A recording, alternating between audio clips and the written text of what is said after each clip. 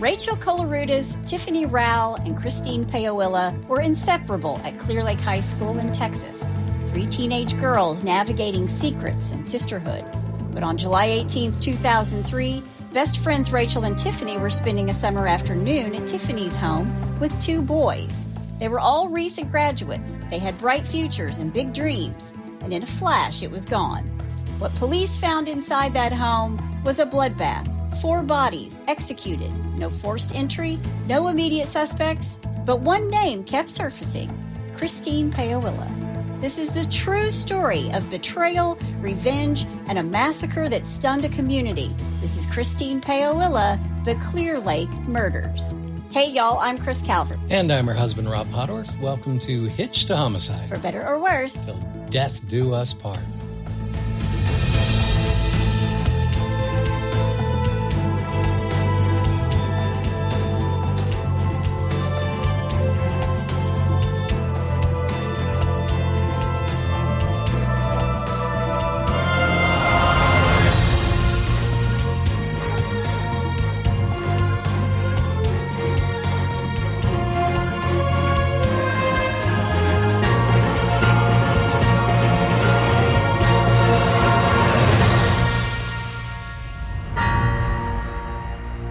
Welcome back, everybody. Yes, welcome. And for our Douala-speaking friends in Cameroon.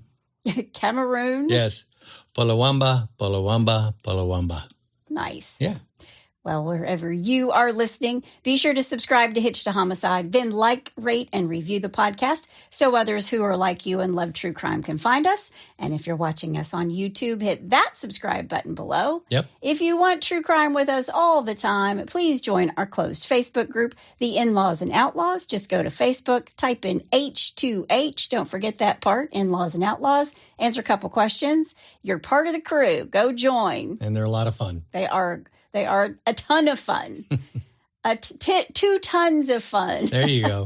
Say that 10 times fast. You can find us on Instagram at Hitched to Homicide or on X at H2H_podcast. And we also have a Buy Me a Coffee link if you want to send Rob some coffee. Please. He drinks it every single episode. Absolutely. And you can find that link in our show notes. You can also send us a text. Mm-hmm. And the link to that is at the top of the show notes where it says, send Chris and Rob a text. Please do. Well, Robbie, we covered this case years ago, but I wanted to revisit it just because it's so crazy. I saw it come up again in another true crime feed, and I was like, you know what? I think I want to go back and talk about that one. All right. Before we get started, let me thank some sources.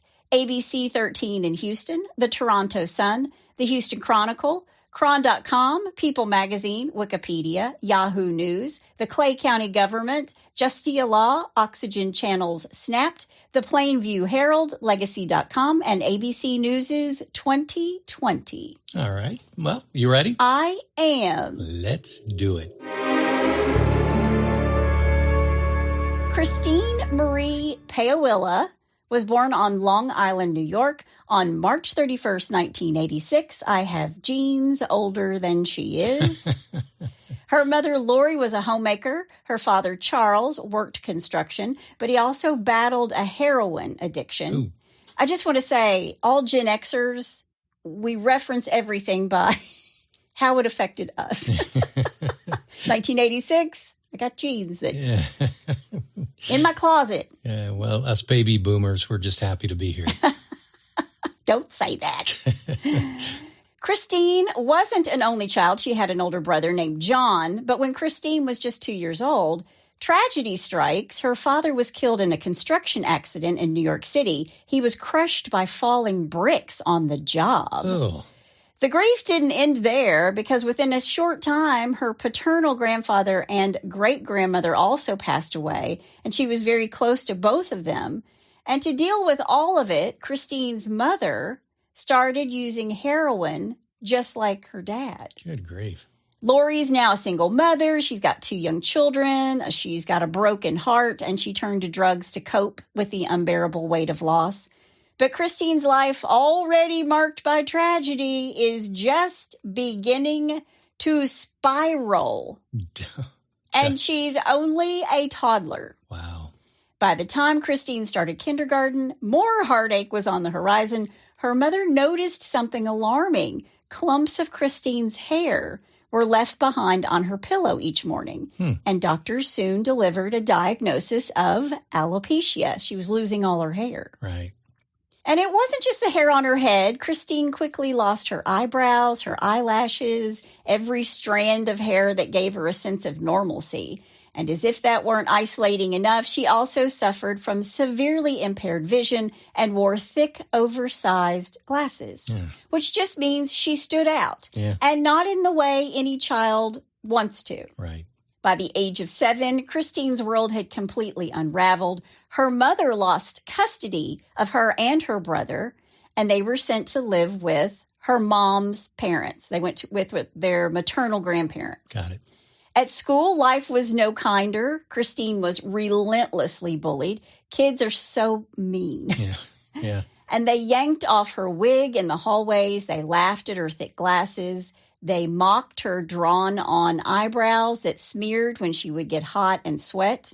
And the cheap Halloween wigs that she wore only made things worse, offering zero protection and gave her no dignity. So she wasn't wearing like a natural wig, like a very expensive wig. She was wearing like a wig made out of plastic, basically. Right. She didn't have a father, and she lost her mom to addiction. Her home really wasn't hers because she's living with her grandparents.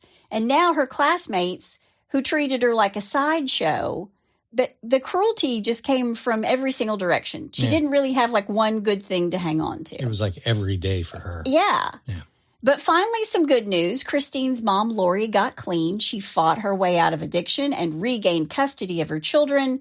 And the fractured family began to rebuild. That's good. But even more, Lori fell in love again, and she remarried, bringing some long overdue stability into Christine and her brother's life.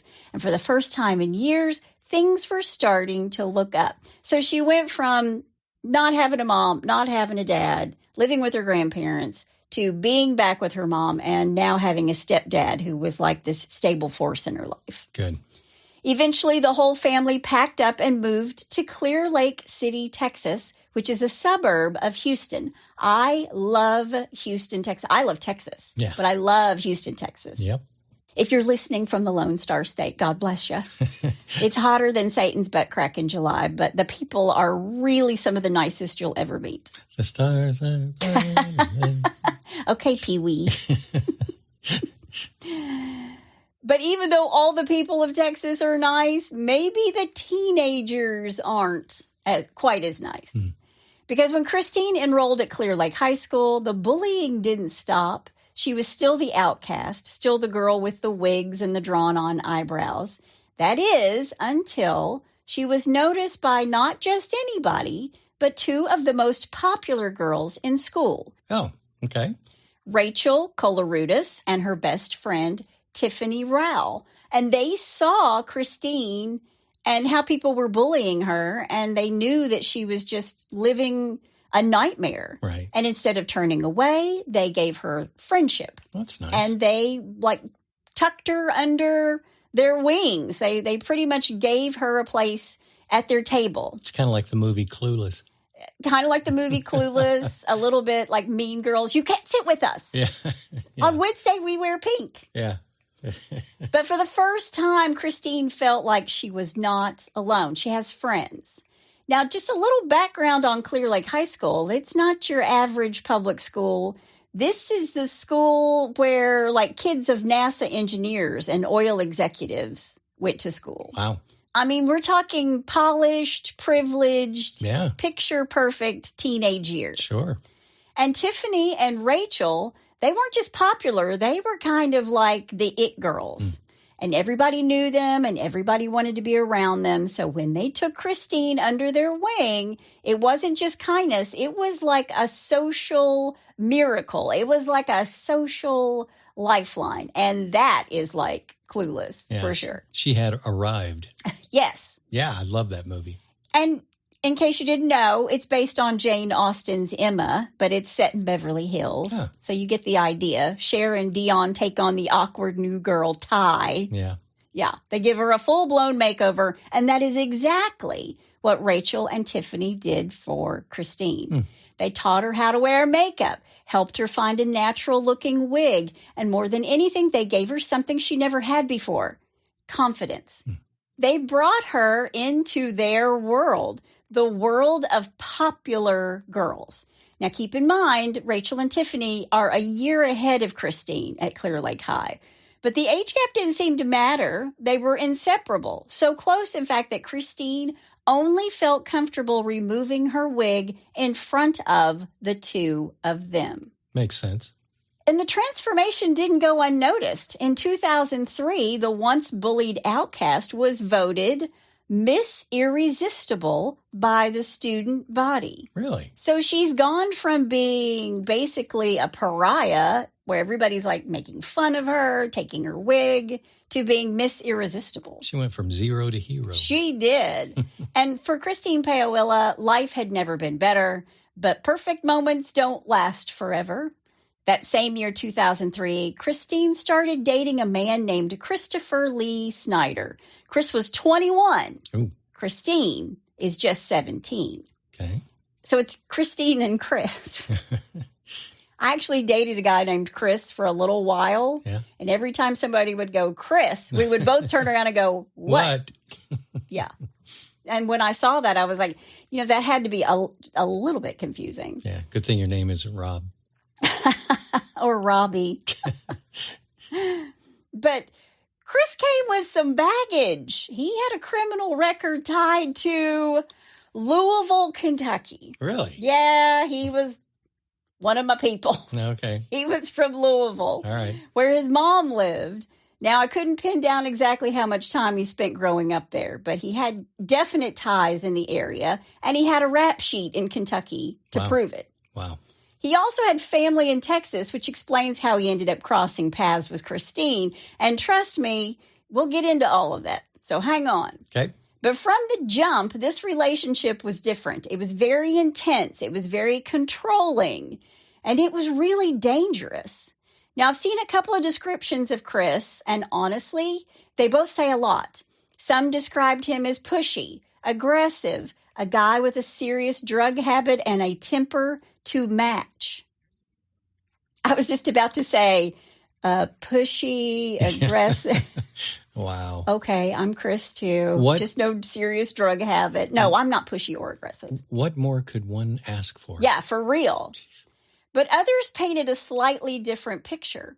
A 21-year-old who had the mental maturity of a 15-year-old. That was what they thought of Chris. Wow. He talked a big game, like he had these big dreams of playing in the NBA, but he wasn't playing basketball anywhere. So you get the idea. Wow. It kind of made me think of Along Came Polly. Let it rain. Yeah. Let it rain. Yeah, exactly. He's kind of a mix of fantasy and frustration and addiction. And somehow Christine was drawn to that. But red flags don't always wave loud enough, especially when you're 17. Yeah. And a guy is paying attention to you, especially a 21-year-old. Now, Christine's mother will later tell 2020 that Chris scared her. Quote, there was something in his eyes, end quote. She said that he had something dark behind his eyes.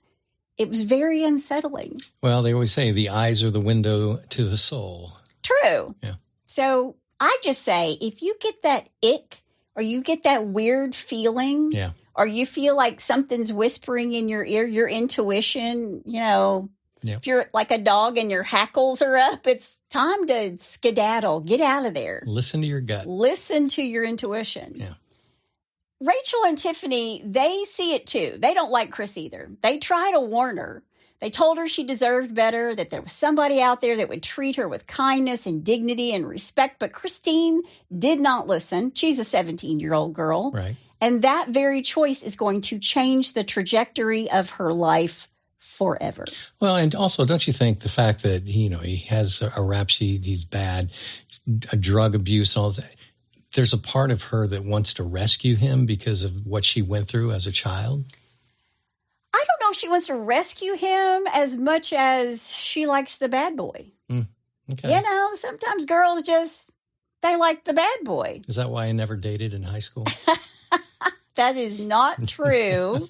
First off, that is not true. But I mean, think about it. So many romance novels. I write romantic suspense novels and thriller novels, but so many, romance novels, the girl is with the bad guy. Yeah. So, yeah. I mean, look at Fonzie. Yeah.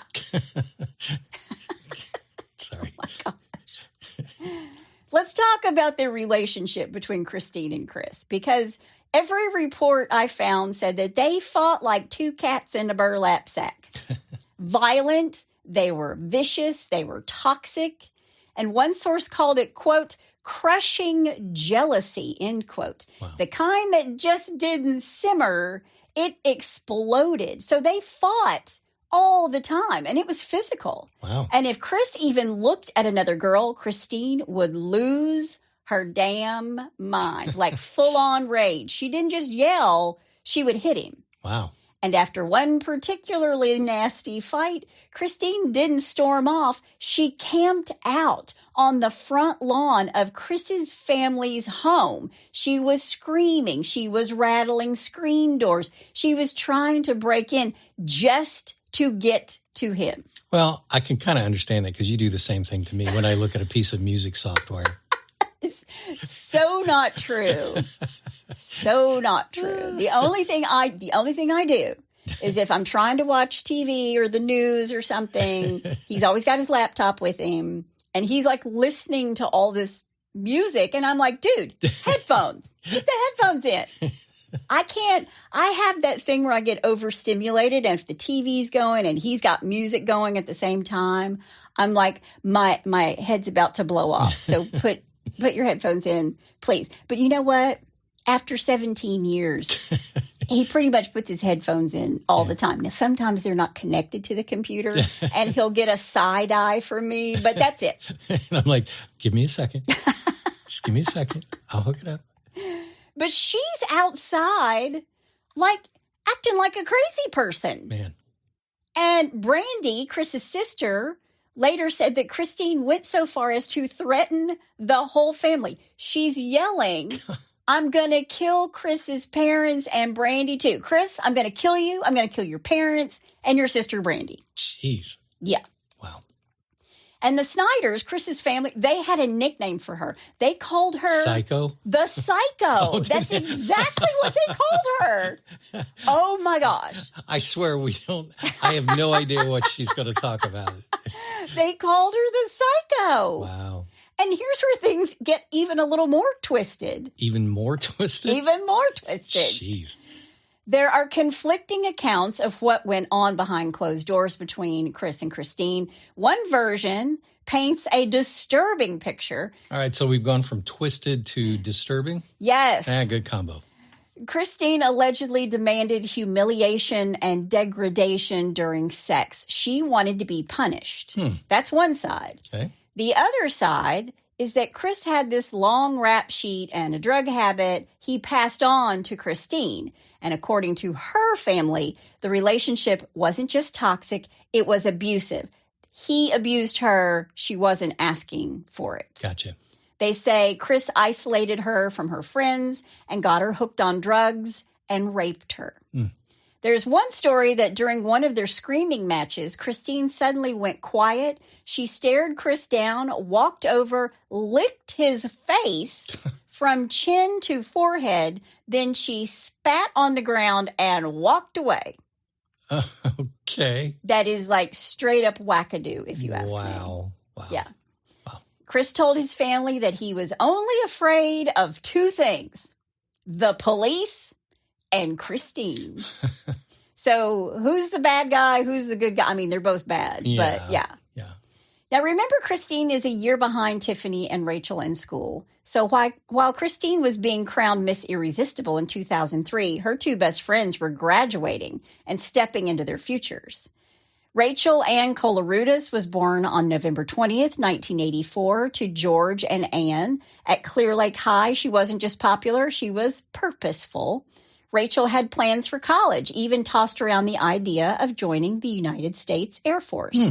She held jobs throughout high school. She worked as a youth counselor at summer camps and vacation Bible school and was deeply involved in her church. The all-American girl. She was also an artist. She was into creative writing and painting. She's a beautiful girl, inside and out. Rachel's father once said he wasn't the least bit surprised when his daughter took Christine under her wing because that's just who she was. Rachael always looked out for the underdog. She liked to make people feel seen. And one of her friends really put it best, quote, "She was beautiful. She could have been a model," end quote. Wow. But Rachael wanted more than beauty. She wanted to make a difference. Just a good girl. Yes. And then there's Tiffany Nicole Rowell. Tiffany was born on April 24th, 1985. Her father, Chester, is a gifted musician. He's a music professor at San Jacinto College who also plays clarinet for the Houston Symphony and for the Houston Ballet Orchestra. Nice. And music ran deep in their family. Tiffany lost her mother to cancer when she was still young. And after her mother passed away, her father eventually remarried. And despite the heartbreak, Tiffany carried herself with grace.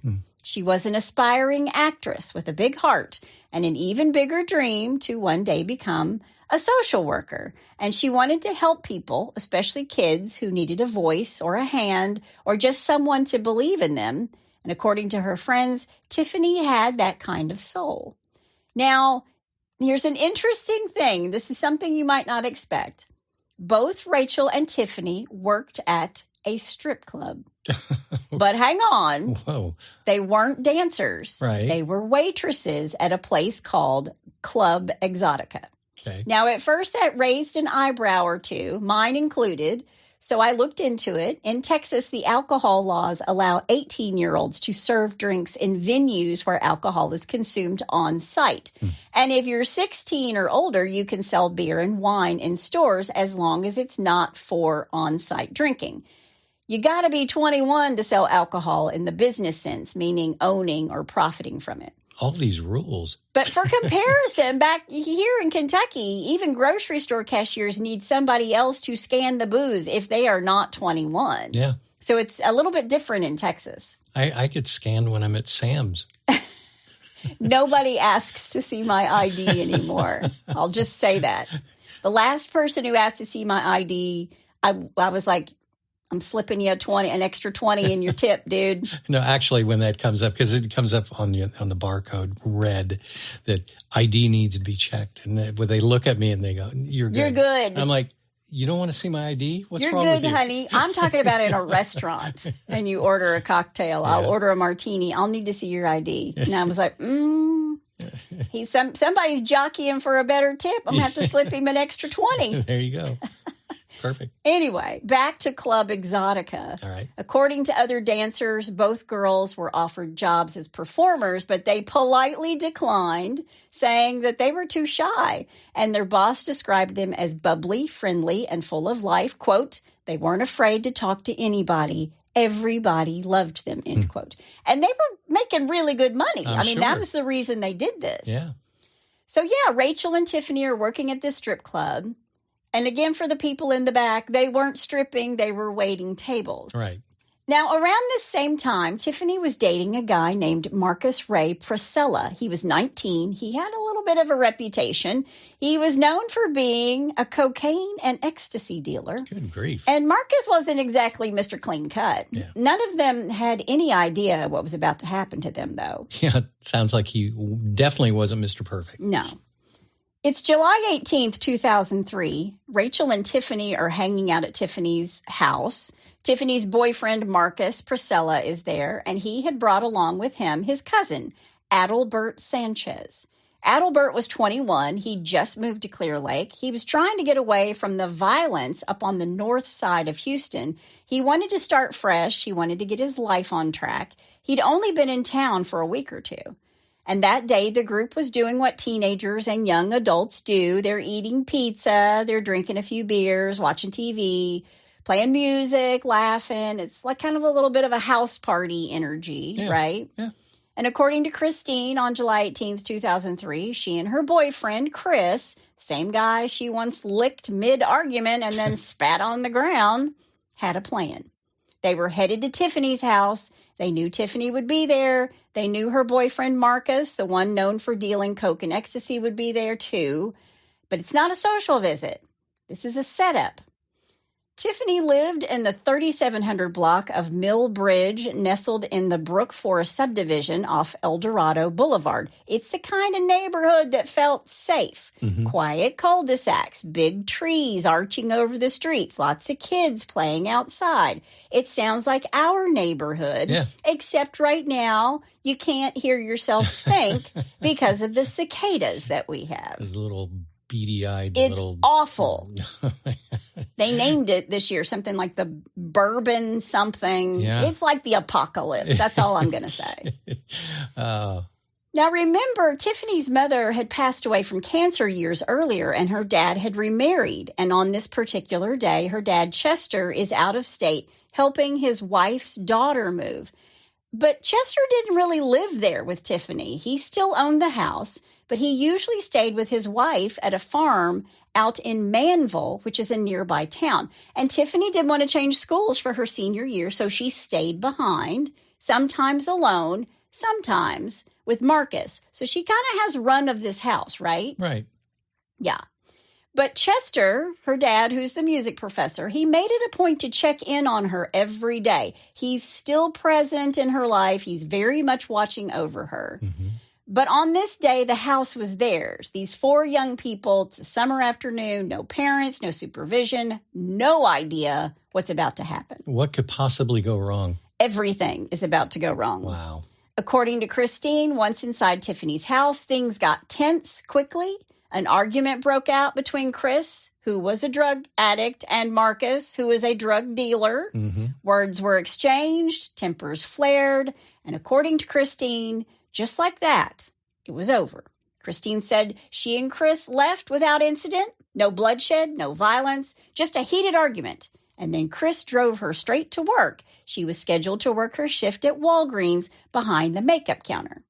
Now, around 3 p.m., one of Tiffany's friends tried calling her. But it wasn't Tiffany who answered, it was Marcus. He said Tiffany was in the bathroom. And that struck the friend as a little odd, but she let it go. She called again about 30 minutes later, and this time, no answer. By 6 p.m., that uneasy feeling had kind of turned into full-blown worry. So the friend and her boyfriend drove over to Tiffany's house. Both Tiffany's car and Marcus's car were parked outside. And the friend knocked, no answer. She opened the door, and within seconds, she came running back out, screaming to call 911. Her boyfriend went inside next, and he came right back out in a panic. This neighbor who's out for a walk sees all this commotion, and he's actually the one who called 911. Okay. Whatever happened inside that house, it was bad, and the nightmare is just starting to happen. It's just beginning. Okay. Neighbor Angel Amador and others walked into Tiffany's home around 6:30 p.m. At first glance, it looked almost normal, like 2 people were just sitting on the couch watching TV. Tiffany and Marcus, their heads were bowed. They're still sitting upright. But as they stepped closer, they could see what was really happening. There were gunshot wounds to their heads. There's blood everywhere. So what looked like at first a couple of kids in front of a TV was actually a crime scene soaked in blood. Wow. Their heads were slumped forward, resting against their chests, but they were gone. They were killed execution style. On the floor in front of the couch lay the body of a young woman. It's Rachael.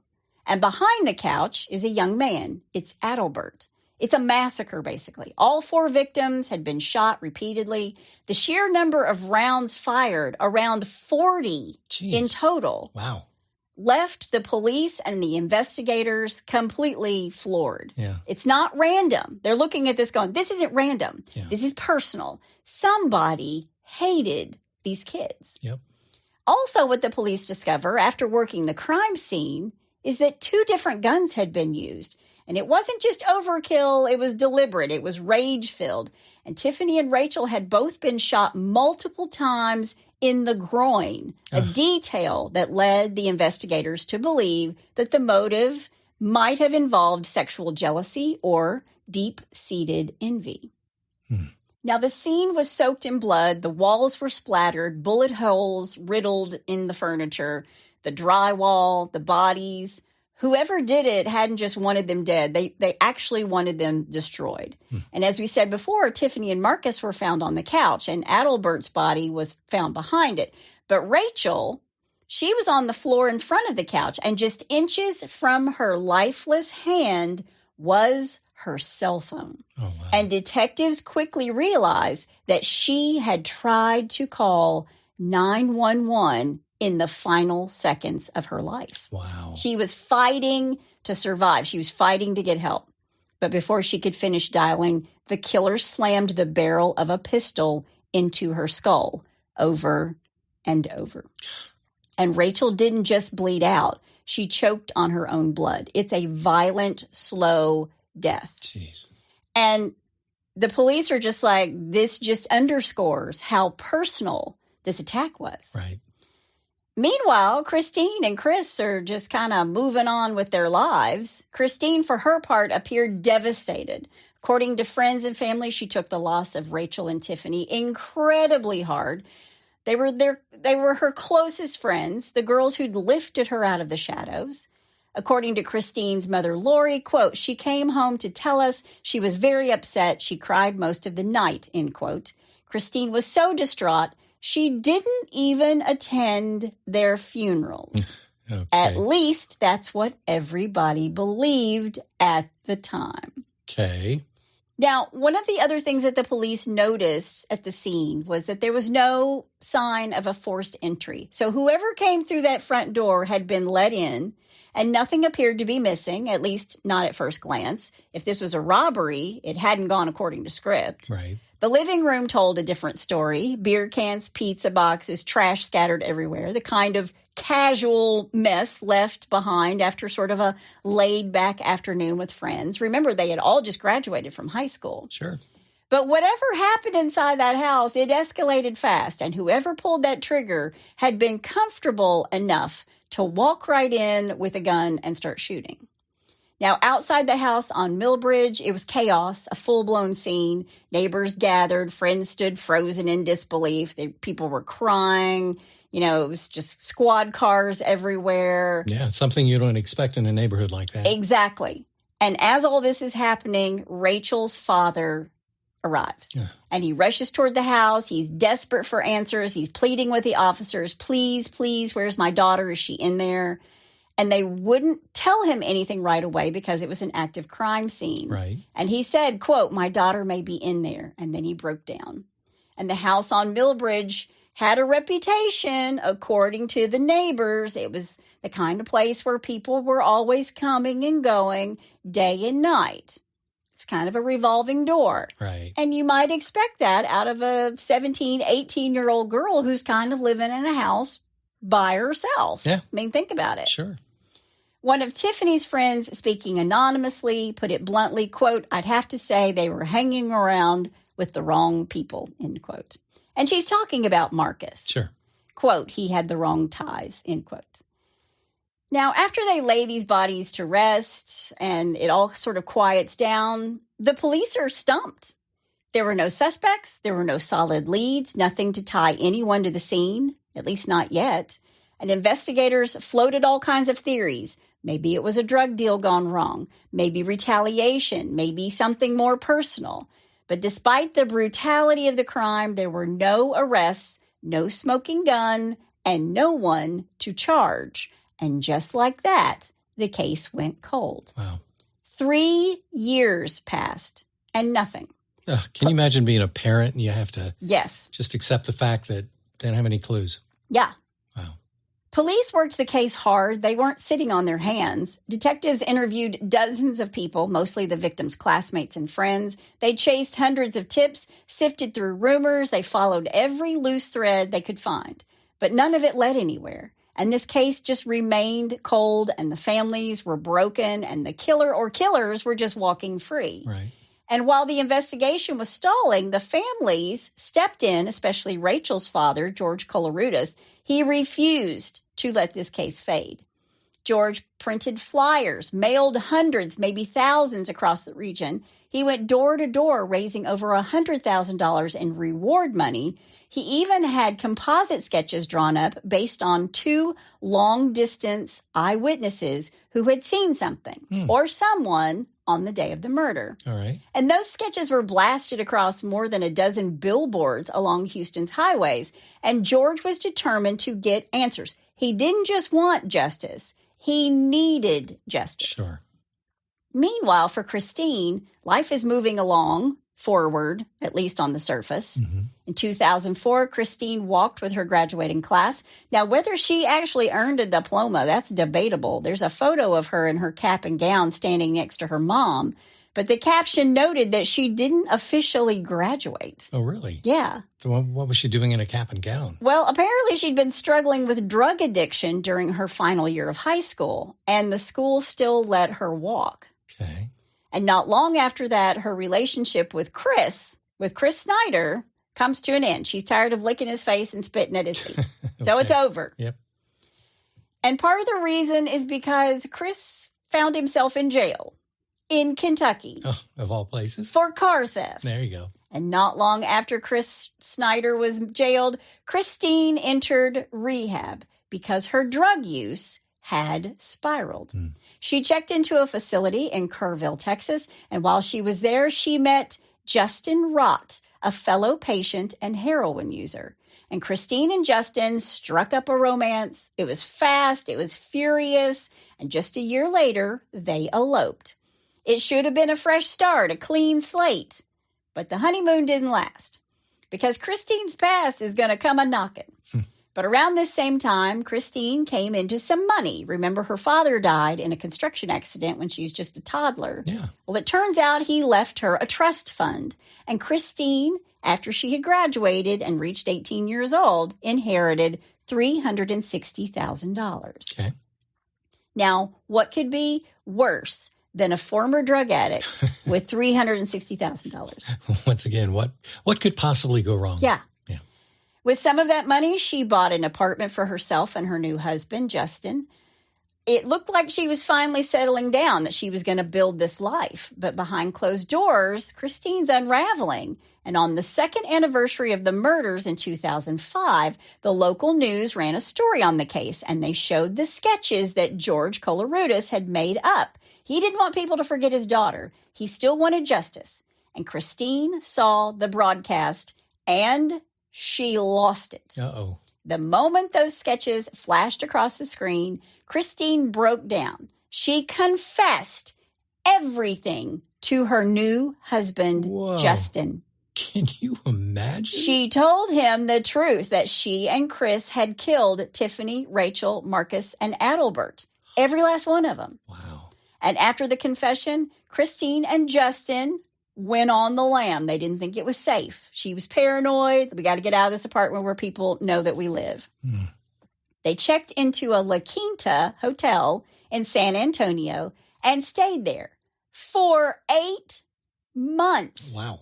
They were holed up in a single hotel room, blowing through Christine's inheritance, one $500 withdrawal from the ATM at a time. They weren't vacationing. They were using heroin or cocaine every day, all day. That room became their prison. It was their escape and their graveyard. If she had any ounce of sanity left, it died in that hotel room. Yeah. They never let housekeeping in, not once. Ooh. And according to Justin, Christine completely fell apart. She never left the room. She never left that hotel room. For 8 months. For 8 months. And they didn't let anybody in. Wow. For 8 months. I bet it smelled really good. Just wait. Okay. She'd wake up in the middle of the night screaming. She spent her days gripped by panic attacks. She was having hallucinations. The murders are not behind her. They're a constant loop in her drug-fueled head. Yeah. And the only thing that quieted her mind for the moment was to shoot up. Yeah. So she was just oblivious to all of it. Yeah. Now, by this time, her mom and stepdad have no idea where she is, and they fear the worst. Then on July 8th, 2006, 3 years to the day after the murders, Crime Stoppers got an anonymous call. It was a man who knew things no one should have known unless they were at the crime scene or knew someone who was there. There were details that had never been released to the public, like how Rachael had died crawling across the floor, desperately trying to reach her phone to call 911. They never released that to the public. Wow. But he knew. He told them the murders hadn't been random, that there were 2 shooters, a male and a female. And he told authorities that he thought that one of them was named Chris, the male. The other, he was sure of her name, Christine Paolilla. Wow. Now, who do you think made that call? The husband? It was her husband, Wow. Justin Rott. Jeez.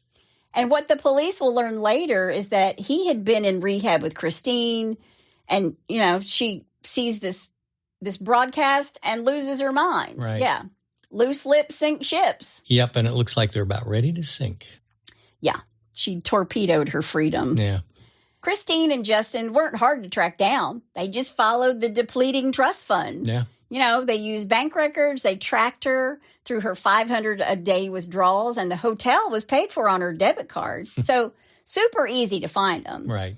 And they tracked them to the hotel room they'd basically destroyed in San Antonio. And here's the kicker. It wasn't just the tip that led them there. The hotel had called the cops too. Christine and Justin were still paying their bill, but the problem management had was that the room smelled so bad, and they never allowed housekeeping in the room while they were there for those 8 months. Jeez. Ugh. Yeah. 8 months. Man. And the staff had enough. So when police show up with San Antonio's officer, Sergeant Brian Harris, leading the way on July 19th, 2006 at 11:55 a.m., just 11 days after her husband calls in his anonymous tip, they weren't walking into a quiet arrest. They were walking into a biohazard scene. Yeah. Because when police eventually got inside, it was gross. There were needles everywhere, on the bed, the carpet, the tables. It looked like a syringe truck had crashed into the room and exploded. Wow. There's trash everywhere. They were living in filth. And I have to think, they're living in filth, and there's a $100,000 reward, and she's confessed to her husband, and he's maybe thinking, I want out of this chicken outfit. Yeah. So he calls Crime Stoppers. Did he get the 100,000? I don't know. Yeah.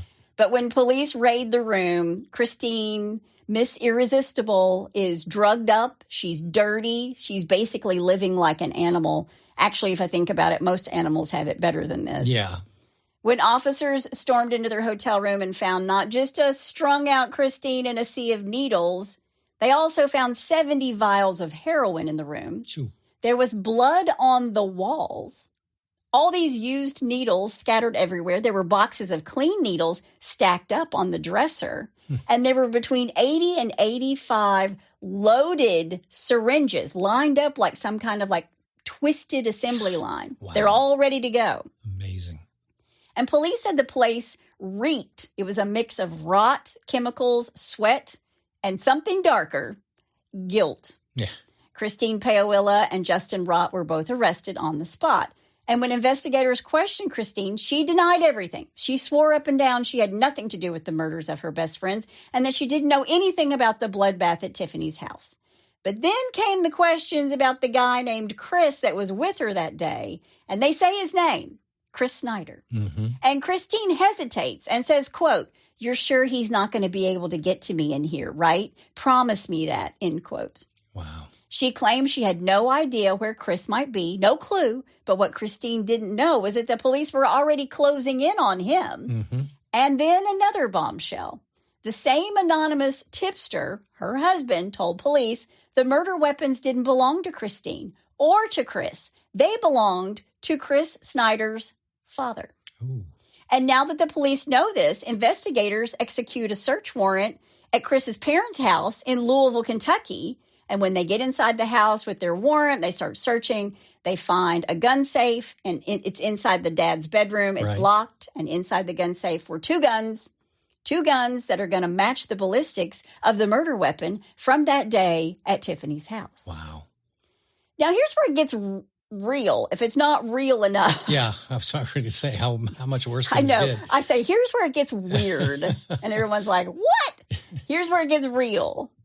In the early 2000s, detectives used Chris Snider's MySpace page along with his phone records to track him down because Chris wasn't in Kentucky. He was in Greenville, South Carolina. So they're using his MySpace page to find him. Is MySpace even around? I bet there's still MySpace. I never had one, so I don't know. It's sort of like in Superbad. So, you guys like on MySpace or anything?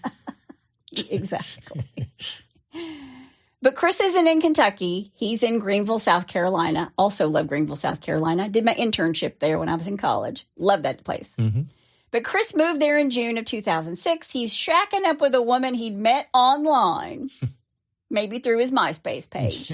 But once police found the guns, the Snider family catches wind of all of this, and they tip Chris off, and they tell him, dude, your ass is grass. The police are coming for you. So when they arrived in Greenville, South Carolina, they received yet another tip, this one suggesting that Chris may have taken his own life.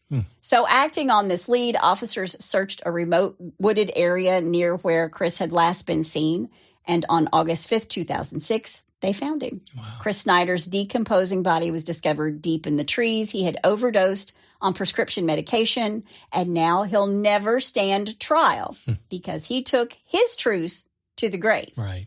But Christine, her story's just getting to the good part. Back in Texas, Christine is still saying, I'm innocent. She tells investigators she knows nothing about this murder. And what she doesn't know is that just a few rooms away, her, quote, loving husband, Justin, is spilling everything. Yeah. What's he doing, honey? He's making himself his own deal. No, he's singing like a canary. Yeah, exactly. Yeah. Yeah. Justin tells police that Christine did confess to him that she'd admitted to being an active participant in the killings, that she wasn't just present. She had actually gone back inside. She was the one who saw Rachel reaching for the gun or reaching for the phone, and she's the one who beat Rachel to death with the gun. Jeez. Again, Justin and Christine, they're in separate rooms, and when police tell her that Chris Snider's dead, well, her story changes just right on a dime. It was all Chris. He planned it. He executed it. He pulled the trigger, and she was just along for the ride. So with the other living witness gone, Christine is now rewriting history in real time. She's like, let me take that back. Let me take that one back. What really happened? Yeah. Wow. Now, there are reports that Christine chain smoked her way through every single questioning session, cigarette after cigarette. Yeah. I mean, she's just nervous. And she told police that when she and Chris pulled up and parked near Tiffany's house that day, she started to sense that something was off, that Chris was up to no good. She tells them it wasn't planned, that she had no idea what Chris intended to do. She was just a bystander. She was a scared girl caught in the middle of a murder scene with a man that she feared. But then they hit her with the evidence. They're like, it's all piling up pretty fast because, she's saying, quote, I was right behind Chris. I stayed behind him the whole time. I felt so bad. I was just so scared, end quote. Right. And then they ask her, well, what were you afraid of, Christine? Quote, I thought he was going to, shoot me, end quote. Yeah. So she's saying that they step inside Tiffany's house. Everything spirals out of control. Chris gets aggressive. He starts arguing with Marcus. Voices are raised. And then, quote, I heard the first gunshot. I wanted to run, but I couldn't. I felt so scared and so sick. It was like bubble wrap. Pop, pop, pop, pop, pop, end quote. Wow. Now, remember, they found 40 rounds. Yeah. Yeah. 6 deadly pops and a house full of bodies. Christine claimed Chris had forced her to carry a gun that day. Quote, he made me. He said I had to, end quote. So then the investigator, leans in and he asks her, quote, so the gun was in your hand, end quote. And now she's got nowhere to go with this. Yeah.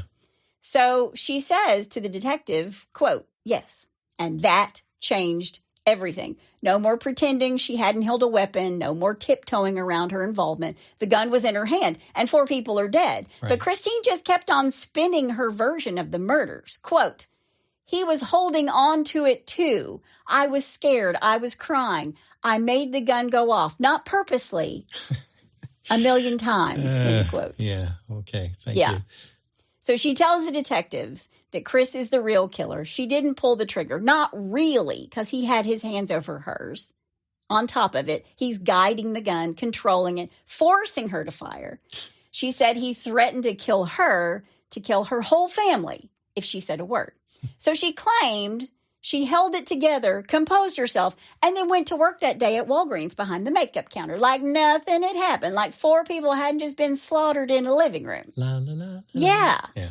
Christine told police she was terrified that if she didn't do what Chris said, he would shoot her too. Quote, he used to get satanic, talk about people, say stuff like, I wonder what it's like to kill someone, end quote. So she's painting Chris as a monster. He was manipulative. He was obsessed with death. He was dangerous.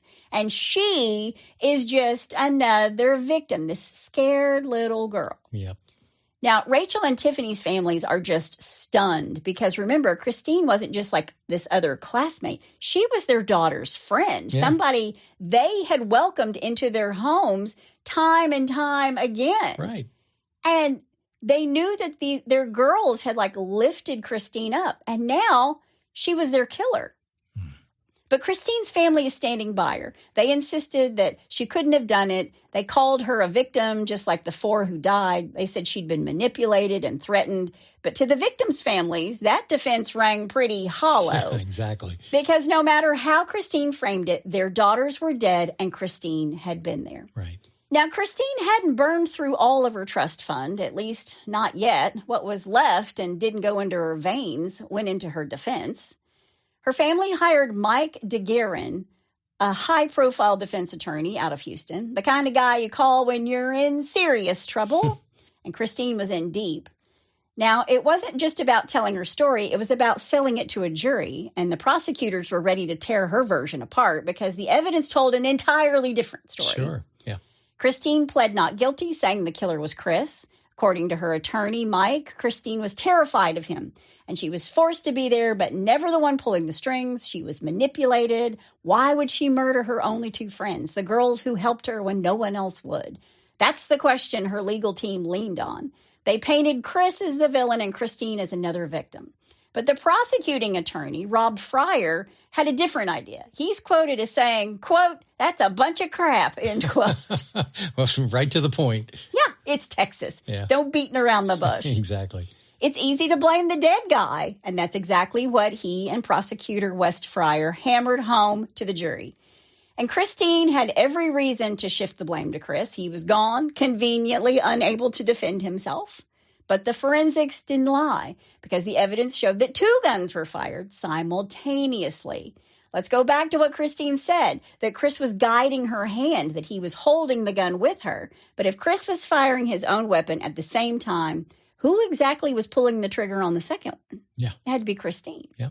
So her defense is unraveling, including 2 eyewitnesses named Michelle and Craig Lackner, who live next door to the house. And they pointed Christine out in the courtroom and ID'd Chris out of a 6-photo lineup, saying, yeah, we saw these 2 walking into the house. But according to her attorney, quote, he put the .38 in her hand. She's holding it by the handle, eyes closed, terrified, end quote. Yeah. Whatever. I mean, they're just saying she was a puppet. Yeah. And the jury's not really buying what they're selling. You think? The prosecution's standing on their 2 guns, 2 shooters, simultaneous fire. Christine wasn't a passive bystander. She was an active participant. And the ballistics told the true story. And the crime scene investigators testified to that very thing, that Tiffany and Adelbert were found on the couch, feet up, no signs of struggle. They hadn't been moved. Both had been shot multiple times by 2 different guns. There were no, quote, guiding hands, no eyes closed. It was coordinated. It was deliberate. Right. There were 2 shooters firing at the same time, and Christine was one of them. Right. According to the ballistic evidence, it's clear Tiffany and Adelbert, who were found with no signs of struggle, were hit by multiple gunshots from 2 different weapons. The only way that happens, both guns are being fired at the same time. Mm-hmm. And meanwhile, the other 2 victims, Rachael, who's trying to call 911, and Marcus, who was found behind the couch, had tried to run. And the idea that Christine was just holding the gun while Chris Snider did all the work, like her story just didn't match the evidence, right? Didn't add up. Yeah. So remember, part of her defense is that she's afraid of Chris, too. Well, the prosecution pulled her phone records, and that said otherwise. After the murders, Christine called Chris constantly. Not once, not twice, over 1,000 times. More than 1,000 calls between them in the aftermath. It's because she was really scared. That's right. You don't call someone you're deathly afraid of 1,000 times. Yeah. Yeah. You don't do that unless you're trying to plan and control the narrative. Right. But the pièce de résistance, her husband, Justin Rott. I was just about ready to ask, where's this dude? He took the stand and was the prosecution's star witness. The nail in the coffin. Yeah. Now, the defense tried to smear him, claimed he'd had a reputation for leeching off women with money, bleeding them dry, then moving on. But that didn't matter because when it came to time to testify, he delivered. Right. He told the court that Christine was not a bystander. She was a killer. He testified that Christine told him, plain and simple, that Chris handed her a gun before they ever walked into Tiffany's house that day. Yeah. It wasn't the heat of the moment. She was under no pressure. Yeah. Wow. It was all premeditated. Sure. And the prosecution asked Justin point blank, quote, did Christine ever say that Chris forced the gun on her, that he threatened her, end quote? And Justin didn't flinch and said, quote, no, end quote. Yeah. Boom. Mic drop. Exactly. He said that she knew exactly what she was walking into. She knew what it was going to be, a drug ripoff. And when bullets started flying, she didn't hesitate. She joined in. Quote, she told me that she told Chris they had to go back. She said she had to make sure they were all dead, end quote. According to Justin, Christine walked back into the house willingly, saw Rachael still alive, choking and drowning in her own blood. Quote, she said, Rachael just kept asking why, end quote. She finished what they started. Quote, she beat her to death with the gun. She kept hitting her and hitting her and hitting her, end quote. Wow. Now, Christine never took the stand. Her attorneys advised against it, and she listened. There were 9 days of testimony before closing arguments, and it took the jury, how long? 30 seconds. 3 hours to return a verdict. Christine Marie Paolilla was found guilty of capital murder.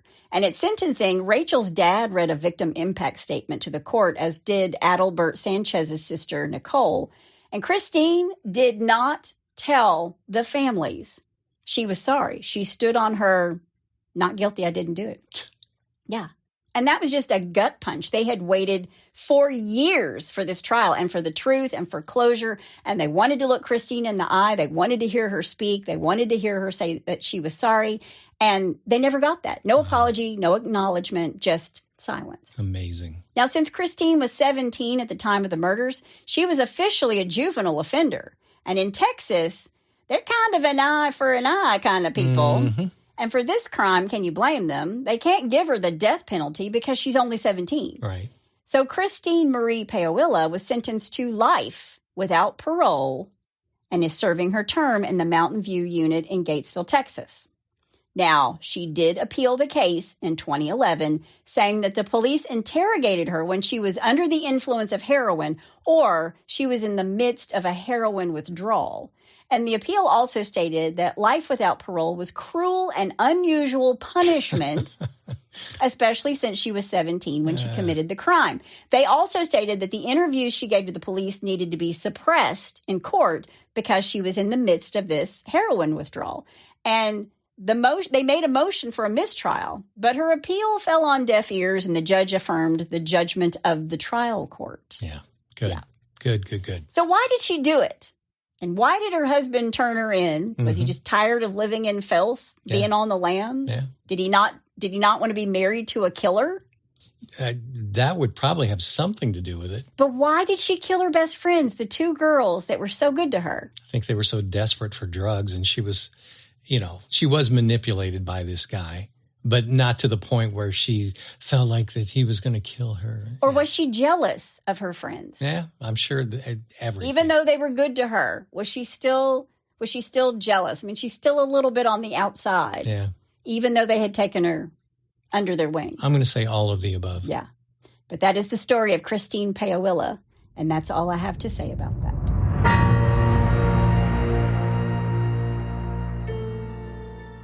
For nearly 7 years, Jane Doe has lived in the shadows, her past buried deep beneath layers of secrecy and silence. After completing more than was asked of her in her last assignment for the enigmatic Kaiwolf project, Jane Doe vanished without a trace, leaving behind a trail of dead bodies and unanswered questions. But now, as the specter of her past returns with a vengeance, Jane finds herself thrust back into a world she thought she'd left behind forever. When her former sins come knocking on her door, Jane is faced with an impossible choice: continue to hide in the shadows, or once again take up arms against the forces that threaten to tear apart the fabric of society. With enemies lurking around every corner and allies who may not be what they seem, Jane must rely on her wits, training, and her unyielding determination to survive. And while trust is a luxury she cannot afford, Jane must confront the truth about herself and her past. As the clock ticks, she realizes that the line between family, friend, and foe are razor thin, and in the end, the only person she can rely on is herself. Jane Doe 4 Charlotte is available September 24th, 2024. No name, no regrets, no mercy.